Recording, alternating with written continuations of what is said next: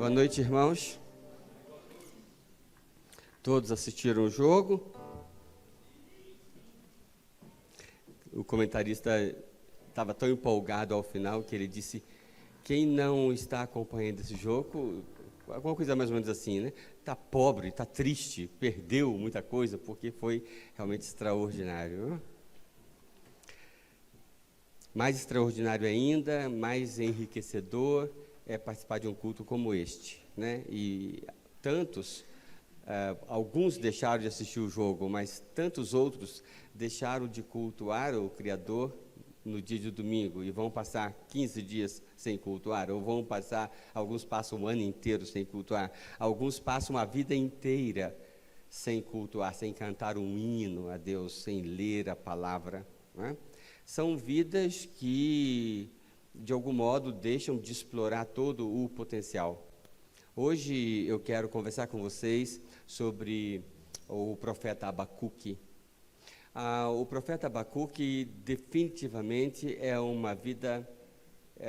tornou-se uma vida extraordinária.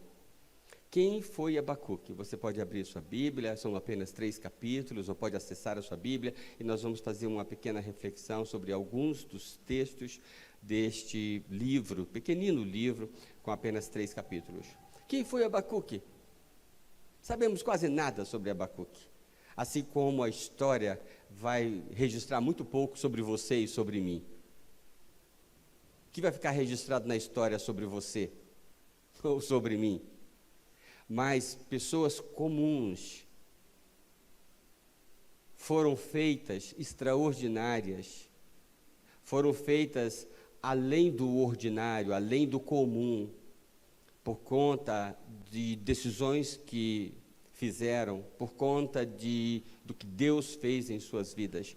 Nós cantamos há pouco, Ele faz de ossos soldados.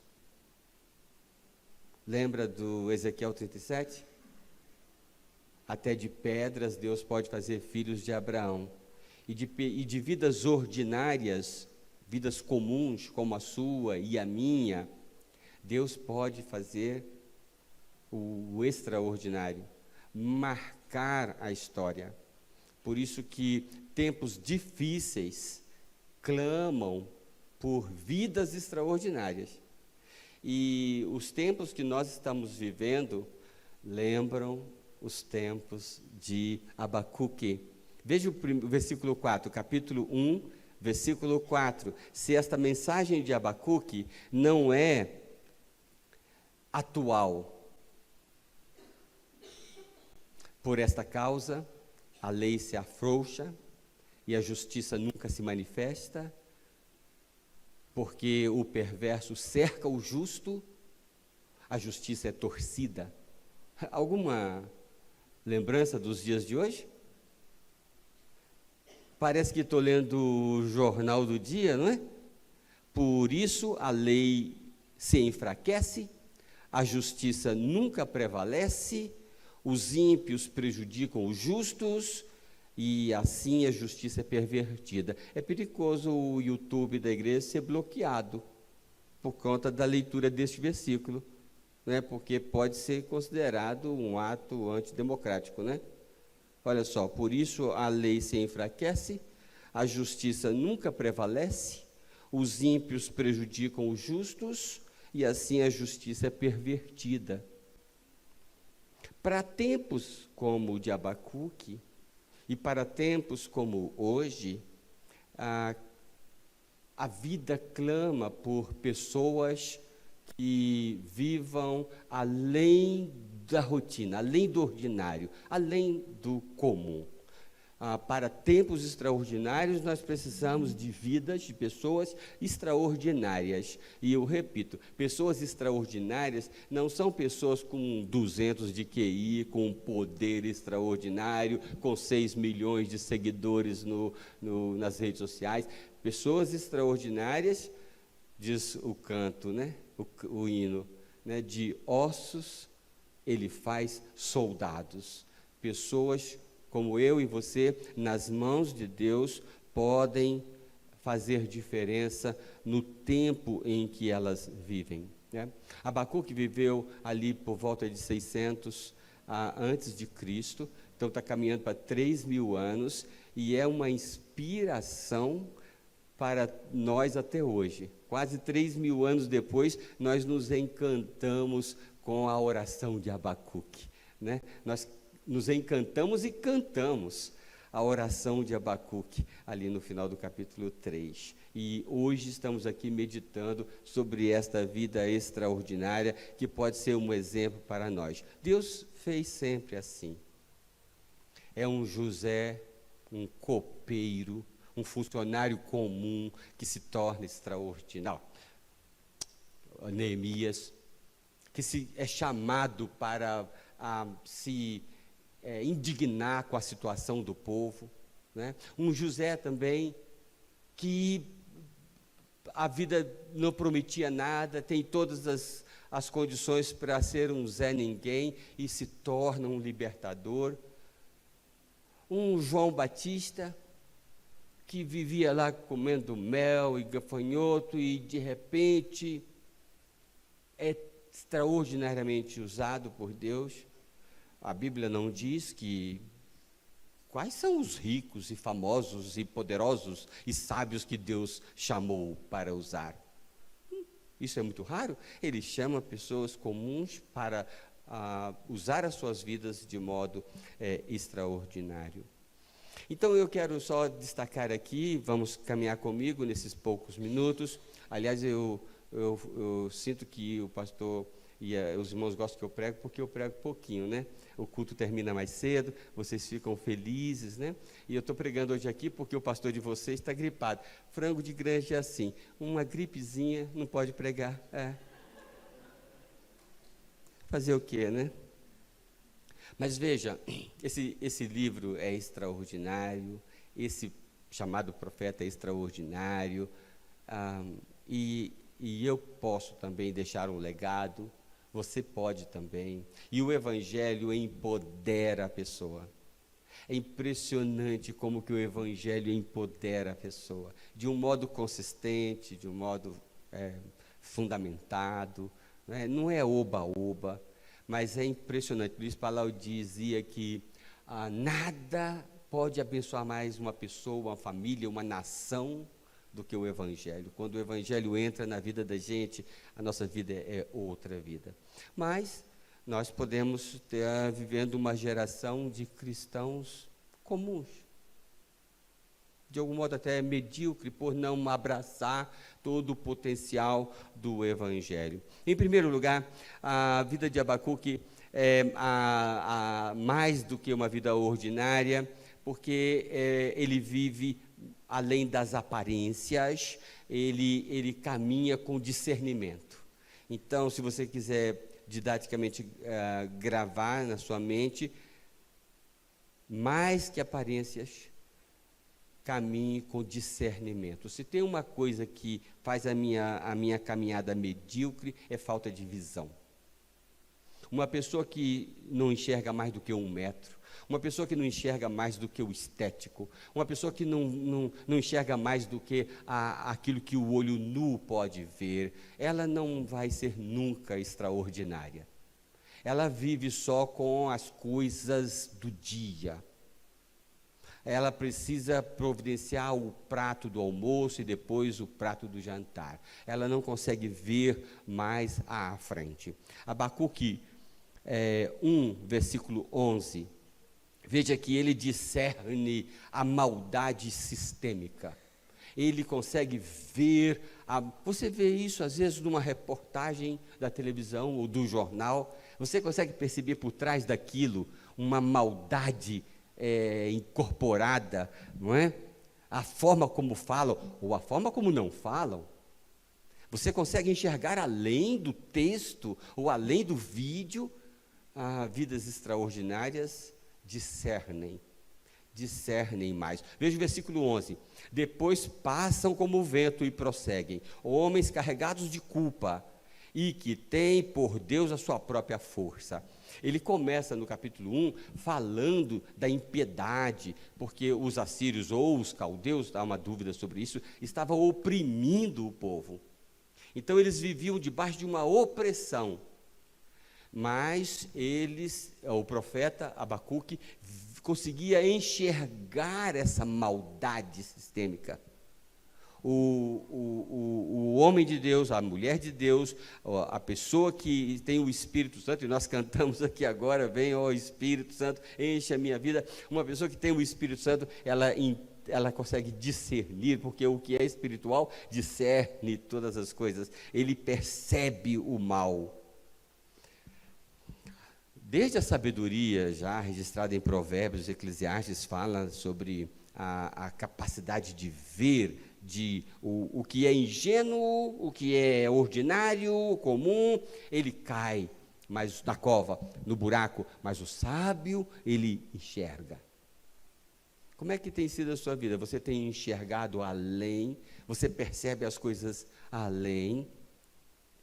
Ele tem consciência da sua própria vocação. Veja o versículo 12. Senhor, tu designaste essa nação para executar juízo. Ó rocha, determinaste a ela que aplicasse castigo. Eram tempos diferentes, né? Era cultura diferente. Mas olha que ele entendia que o povo de Deus tinha uma missão. Que faz uma vida mais medíocre do que uma compreensão, um vazio de missão. O que eu estou fazendo nesse mundo? Eu não tenho nada, eu sou só mais um entre 8 bilhões de pessoas, eu não tenho uma missão a cumprir. Isso faz a vida ficar medíocre. Eu estou aqui, eu tenho algo para fazer, eu tenho algo para realizar, eu tenho uma missão de Deus, eu tenho um mandato. Né? Eu estou aqui para realizar algo. E o povo de Deus também. Povo de Deus, momentos extraordinários do povo de Deus sempre foram momentos em que o povo agarrou a sua missão.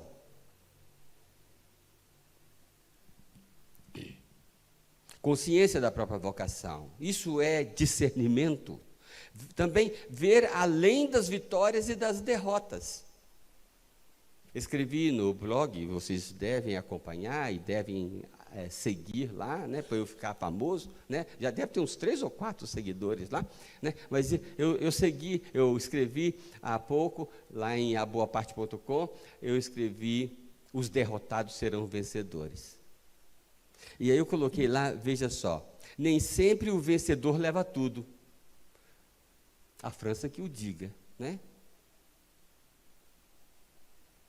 Há vitórias parciais. Você pode achar que está vencendo. A Argentina, quando terminou o primeiro tempo, acho que o mundo todo estava achando que a Copa estava decidida no final do primeiro tempo, não estava? E de repente não estava mais.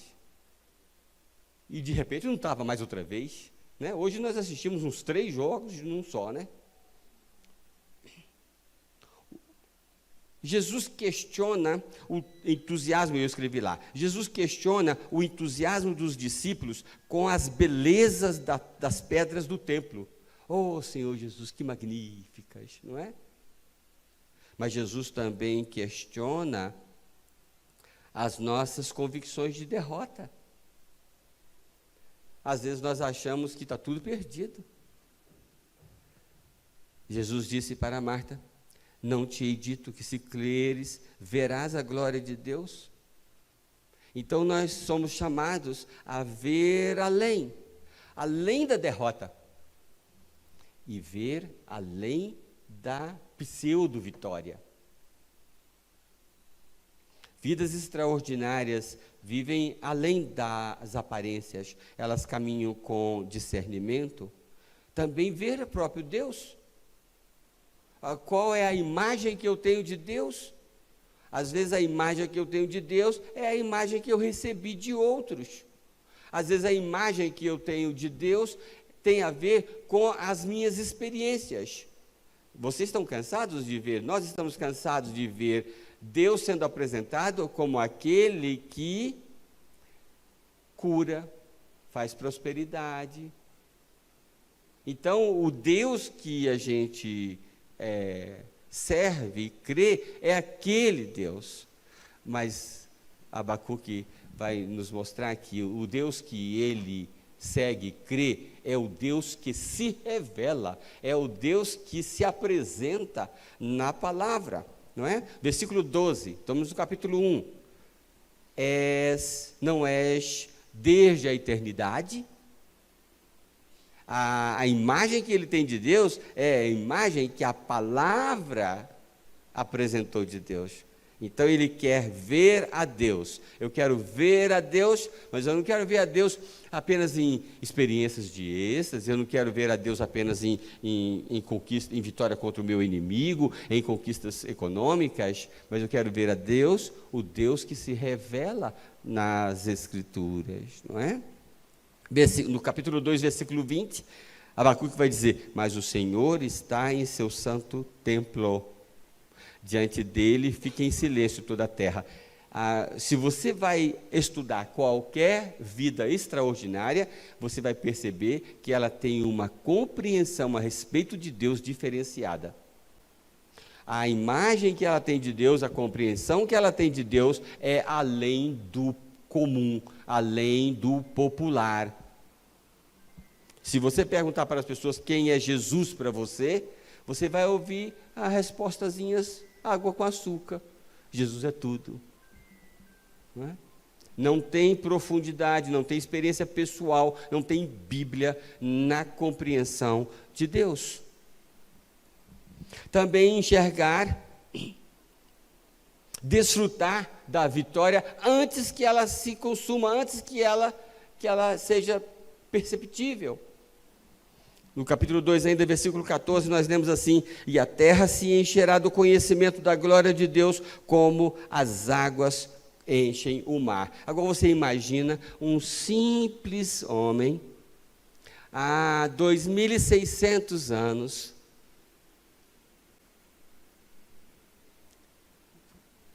vendo este dia, pois a terra se encherá do conhecimento, como as águas cobrem o mar.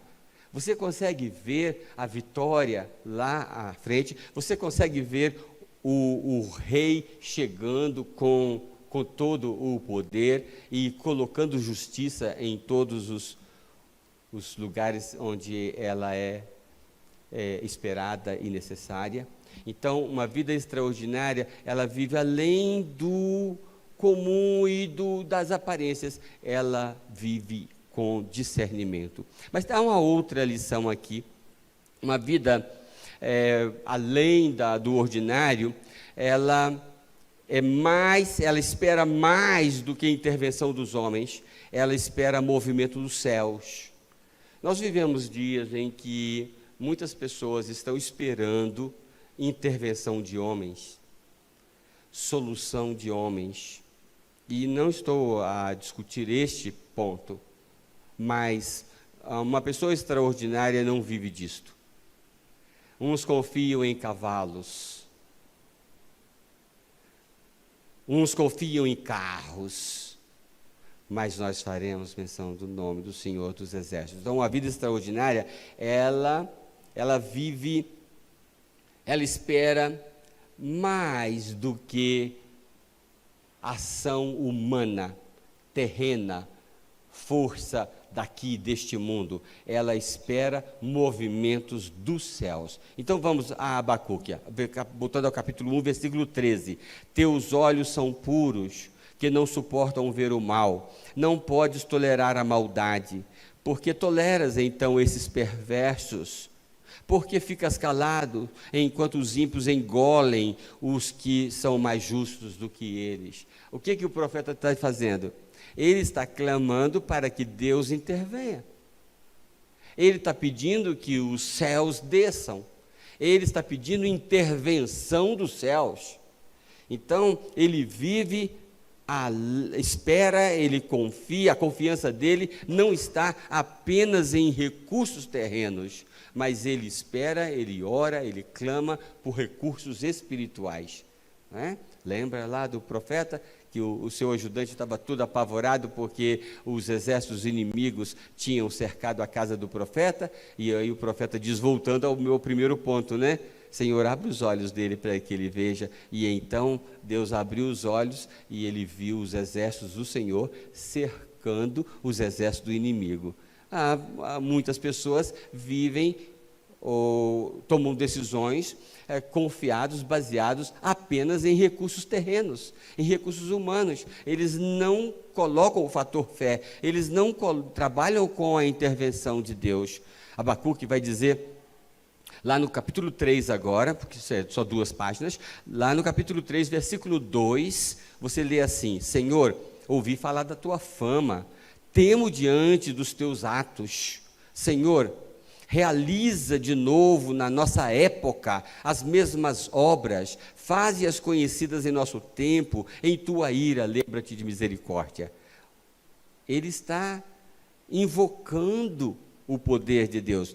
Ainda no capítulo 3, versículo 19, o Senhor soberano é a minha força, Ele faz os meus pés como o do servo, Ele me habilita para andar em lugares altos. Veja só, o Senhor soberano é a minha força. A minha força não é política, não é economia, não é conhecimento, não é diploma, não é dinheiro. A minha força é a minha fé. A minha força é o Senhor soberano. C.S. Lewis, ele tem muitas frases boas, bonitas e ricas e sábias, mas veja mais esta. Foi quando os cristãos deixaram de pensar no outro mundo que eles se tornaram tão incompetentes neste aqui. Foi quando os cristãos deixaram de trabalhar com os poderes espirituais que eles se tornaram incompetentes no mundo terreno. Para eu ter uma vida extraordinária neste mundo, eu preciso trabalhar com o poder dos céus. Eu nunca serei uma pessoa fora do comum se eu não crer na intervenção de Deus, se eu não trabalhar com este recurso da intervenção de Deus. Por isso, Abacuque vai dizer: o Senhor soberano, Ele é a minha força. É claro que essa pessoa será uma pessoa extraordinária. Em terceiro lugar, deixe eu destacar para você: mais que tradição, viva de doutrina. Agora eu chamo a sua atenção para o capítulo 2, versículo 1. Capítulo 2, versículo 1 diz assim: ficarei no meu posto de sentinela e tomarei posição sobre a muralha, aguardarei para ver o que ele me dirá e que resposta terei à minha queixa. Ele tinha se queixado no capítulo 1, e agora ele diz: ficarei no meu posto de sentinela e vou esperar. Alguma coisa vai acontecer, eu vou esperar. Eu sei como as coisas funcionam. No versículo 4, ele vai dizer uma frase que você já ouviu muitas vezes aqui do pastor pregando. Versículo 4 do capítulo 2. O justo viverá da fé. Já ouviram isso? Já ouviram isso do apóstolo Paulo lá no Novo Testamento? 700 anos depois, não é? Vocês ouviram também isso de Lutero, 2000 anos depois de Abacuque. Lutero vai pegar esta frase e, por conta desta frase, vai escrever lá as 95 teses, pregar na porta da igreja lá: o justo viverá da fé. O que Abacuque está invocando? Está invocando doutrina, está invocando algo que é a espinha dorsal da fé. Quantas pessoas são como que um corpo sem ossos? A doutrina é os ossos do corpo, que dá firmeza. Mas algumas pessoas são só pele e banha, não tem estrutura. Abacuque entendia diferente. O justo viverá da fé, e eu ficarei esperando no meu posto. Eu vou ficar ali. Pode o mundo desabar, eu tenho o meu lugar, eu tenho o meu canto seguro. Isso, o nome disso é doutrina. A doutrina fundamenta a nossa obediência. Eu obedeço porque eu creio, eu entendo como Deus age. Lembra de Abraão quando levava o seu filho para o sacrifício? Mas está aqui o carneiro, está aqui a lenha, está aqui isso. Cadê o carneiro? Cadê a ovelha? Cadê o sacrifício? O que Abraão respondeu? O Senhor proverá. Por que Abraão é chamado o pai da fé? Abraão teve uma vida extraordinária? Definitivamente. Ele é o pai da fé. Por que ele se tornou o pai da fé? Porque ele entendia como Deus age.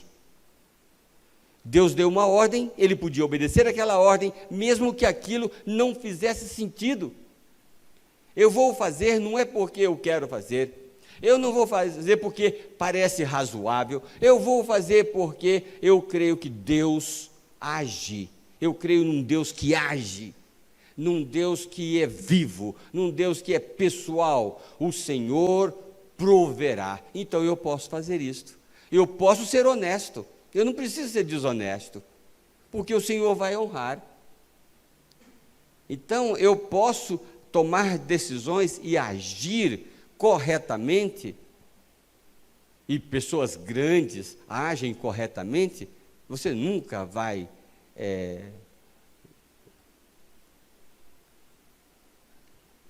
aceitar que um traidor, que um desonesto, que uma pessoa sem caráter, que essa pessoa vai vencer. Então, mas para você ser tudo isso, você precisa confiar que há uma justiça na vida, que há um Deus que age. O nome disso é doutrina. Não é só oba-oba. Tá tudo, os seus amiguinhos estão tudo prosperando e você não. E você permanece firme. Permanecerei na minha sentinela. Por quê? Porque eu sei como as coisas funcionam. Eu sei em quem tenho crido. No fim, vai dar tudo certinho. Porque não tem como ser diferente. A doutrina é que guia as nossas decisões. Agora veja o capítulo 3, versículo 17. Mesmo não florescendo a figueira, não havendo uvas nas videiras, mesmo falhando a safra de azeitonas, não havendo produção de alimento nas lavouras, nem ovelhas no curral, nem bois nos estábulos, ainda assim exultarei ou cultuarei o Senhor e me alegrarei no Deus da minha salvação. O que faz uma pessoa, com tudo dando errado, manter a fé? Doutrina.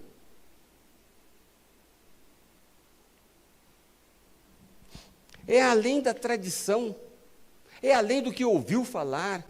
Ela tem Bíblia, ela tem ossos na estrutura da sua formação espiritual. Eu quero terminar com mais um destaque de Abacuque.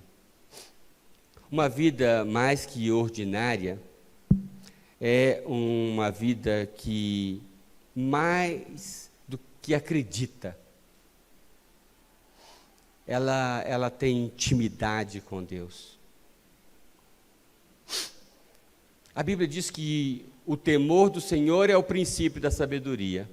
Se o temor do Senhor é o princípio da sabedoria, eu pergunto para você, se o temor do Senhor é o princípio da sabedoria, o que seria a plenitude da sabedoria? Se o temor é o começo, é o princípio, o que seria a plenitude da sabedoria? Eu quero ousar responder para você que é intimidade com Deus. Você crê que Deus existe? Muito bem. Até os demônios creem. Diz Tiago. Os demônios creem e tremem. Tiago 2,19. Então, uma vida extraordinária, ela vai além do acreditar. Você acredita em Deus?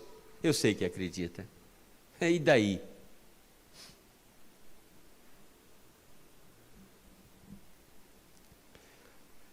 Jerônimo, no 5º século, declarou que Abacuque era chamado de o abraçador,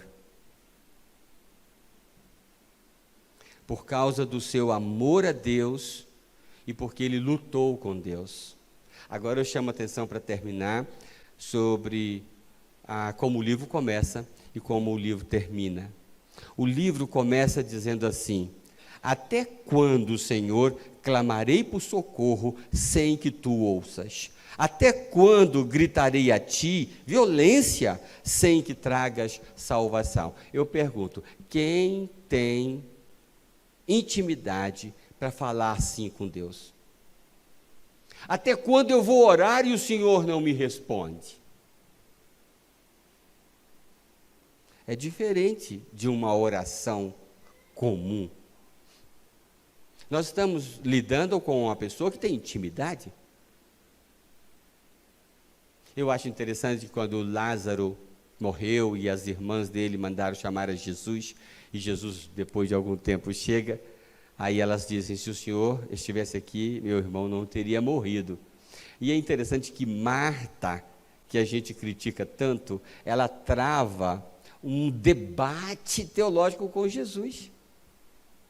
É muito interessante que vidas extraordinárias debatam com Deus. Não é só aquela conversinha. Tem gente que só sabe falar o Pai Nosso. Decorou o Pai Nosso, passa a vida inteira falando o Pai Nosso. Não tem conversas, né? Vamos discutir a nossa relação, né? De ir para o quarto, fechar a porta: Senhor, eu preciso conversar com o Senhor agora.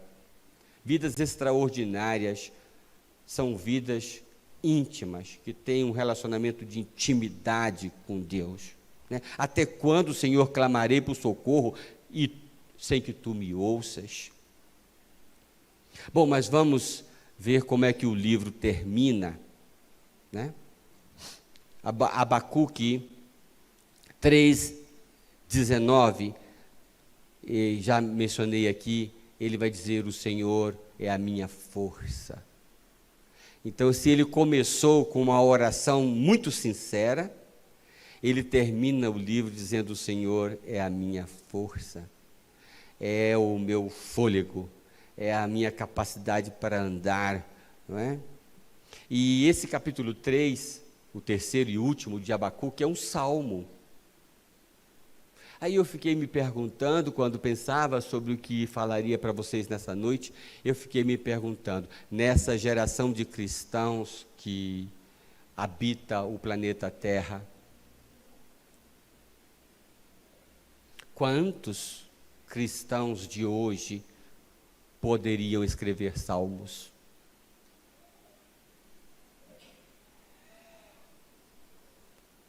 Quantos dos que se dizem cristãos estão prontos para escrever um salmo? O Senhor é a minha força. Ainda que tudo desmorone, eu confiarei nele e eu o cultuarei, né? Então, esta é a palavra que sinto que Deus colocou no meu coração para compartilhar com vocês hoje. Mais que de aparências, caminhe com discernimento. Isso tem a ver com ampliar a visão. Mais que intervenção dos homens, espere movimentos dos céus. Isto é ampliar a fé. Lembra dos discípulos? Senhor, aumenta-nos a fé. Mais que de tradição, viva de doutrina. Isso é investir nos fundamentos da fé, da confiança, da vida espiritual.